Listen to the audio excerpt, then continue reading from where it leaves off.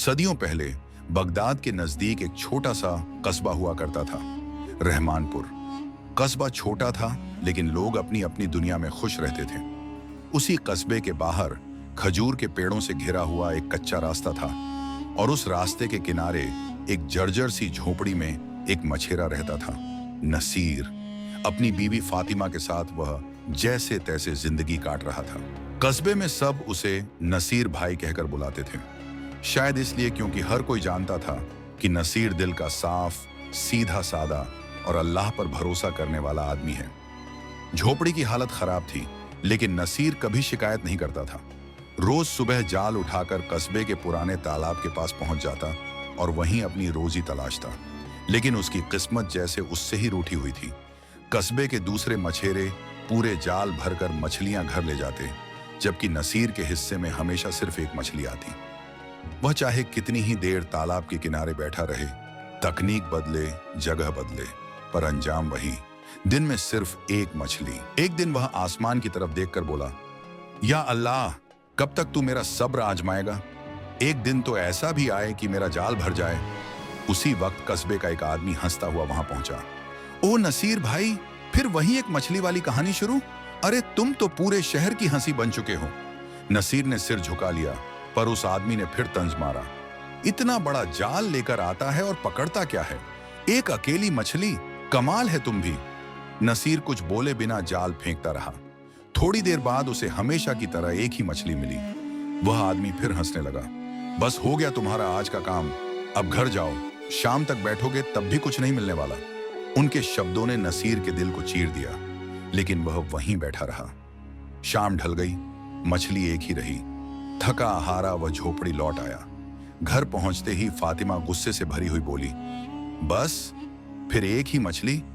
नसीर, तुमसे तो कुछ होता ही नहीं। सारे मछेरे दिन भर में ढेरों मछलियां पकड़ लाते हैं, और तुमसे तो मेरी भूख भी नहीं मिटती। नसीर की आंखें भर आईं। फातिमा, कस्बे वाले ताने मारते हैं, मुझे फर्क नहीं पड़ता, लेकिन तुम्हारा एक वाक्य भी मेरे दिल में तीर सा लग जाता है। फातिमा ने तुनक कर कहा, अगर तुमने ये बेकार तालाब छोड़ा नहीं और दूसरी जगह मछली पकड़ना शुरू नहीं किया तो मैं तुम्हें छोड़ दूंगी। नसीर का दिल जैसे टूट गया। वह घर से बिना बोले ही निकल गया। उसे बचपन पाले वाली बुजुर्ग खाला जैनब रास्ते में मिली। बेटा नसीर, तुम इतना उदास क्यों? नसीर ने सारी बात बता दी। खाला बोली, अल्लाह सब देख रहा है, सब्र रखो, शायद कल तुम्हारा नसीब बदल जाए। पर नसीर भी सोच में डूबा था। अगर आज भी मछली नहीं मिली तो मैं दूसरा तालाब ढूंढूंगा। अगले दिन वह तालाब पर पहुंचा। एक और मछेरा उसका मजाक उड़ाने लगा, देखो तो हमारे उस्ताद नसीर भाई आ गए, मछलियां तो तुम्हें देखते ही भाग जाती होंगी। नसीर ने आंखें बंद कर लीं, लेकिन जाल फेंक दिया। हमेशा की तरह फिर एक मछली। उसने उसे उठाया और घर आ गया।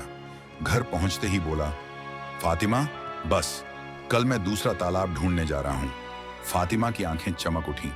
अच्छा सुनो, उत्तर का जंगल है ना, वहां एक तालाब है। लोग कहते हैं कि वहां जिन्न रहते हैं, पर ये सब कहानियां होंगी। तुम वहां जाओ, अगर किस्मत खुली तो ढेरों मछलियां मिलेंगी। नसीर हैरान रह गया। फातिमा, अगर वो जगह सच में खतरनाक हुई तो?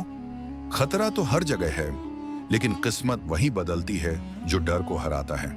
तुम बस जाओ। नसीर चुप हो गया। उसे समझ आ गया था कि फातिमा के दिल में लालच की आग लग चुकी है। अगली सुबह वह जंगल के सुनसान रास्ते पर चल पड़ा। पेड़ इतने घने थे कि धूप जमीन पर मुश्किल से पहुंचती थी। अंत में वह उस अजब तालाब तक पहुंचा। चारों तरफ सन्नाटा, कोई आवाज तक नहीं। उसने डरते हुए जाल फेंका। कुछ ही पलों में जाल हिला, और जब बाहर निकाला तो उसमें एक चमकती हुई चांदी जैसी अजीब सी चमकदार मछली थी। नसीर हैरान रह गया। या अल्लाह, यहां भी एक ही मछली। जैसे ही उसने मछली को बाल्टी में डाला, टप, मछली के मुंह से एक सोने का टुकड़ा गिरा। नसीर की सांस अटक गई। हे मालिक, तूने कैसी रहमत बरसाई। वह घर भागा। फातिमा की आंखें सोने का टुकड़ा देखकर चमक उठी। अगर एक मछली सोना देती है तो सोचो रोज कितना सोना मिलेगा। अगले दिन भी वही हुआ, फिर अगले दिन। दिन बीतते गए, धन बढ़ता गया। झोपड़ी की जगह आलीशान हवेली बन गई। अब नसीर को लोग सम्मान से देखते। पर खाला जैनब ने उसे चेताया, बेटा अब उस तालाब पर जाना बंद कर दो। जितना मिला है उससे कोई कारोबार शुरू करो। तुम्हारी बीवी में लालच बढ़ रहा है। तुम गरीबों की मदद करो, ये ज्यादा बेहतर है। नसीर ने खाला की हर बात मान ली, लेकिन फातिमा ने यह सुनकर तूफान खड़ा कर दिया। क्यों नहीं जाओगे? सोने का खजाना वहीं है, हमें और चाहिए। नसीर बोला, लालच मत करो फातिमा, उस तालाब में कोई राज है। फातिमा चीख पड़ी, अगर तुम नहीं गए तो मैं अपनी जान दे दूंगी। नसीर टूट गया। ठीक है, आज आखिरी बार तुम्हारी ये जिद भी मान लूंगा। अगले दिन वह अपने 2 नौकरों को लेकर तालाब पहुंचा। पूरा पानी निकाल दो, मैं सारा राज जानना चाहता हूं। वे दिन भर बाल्टियों से पानी बाहर निकालते रहे। तालाब सूख गया, पर कोई मछली नहीं मिली। बस बीच में एक गहरा अंधेरा गड्ढा दिखा। नसीर ने जैसे ही उसमें हाथ डाला, काला जहरीला धुआं फूट पड़ा। तालाब धुएं से भर गया, कुछ दिखाई नहीं देता था। नौकर चीखते हुए भाग गए। नसीर किसी तरह हवेली पहुंचा। फातिमा घबराकर बोली, क्या हुआ? नसीर ने सारी बात बता दी। अब फातिमा भी डर गई, पर असली मुसीबत अगले दिन आई। जब वह उठी तो पूरा शरीर दर्द में था। हकीम आया और बोला, यह बीमारी बहुत खतरनाक है, इलाज में महंगी जड़ी बूटियां लगेंगी। नसीर ने कहा, मेरी जान की कीमत पर भी हो, मैं इलाज करवाऊंगा। इलाज शुरू हुआ। जड़ी बूटियों ने धीरे धीरे घर की दौलत निगल ली।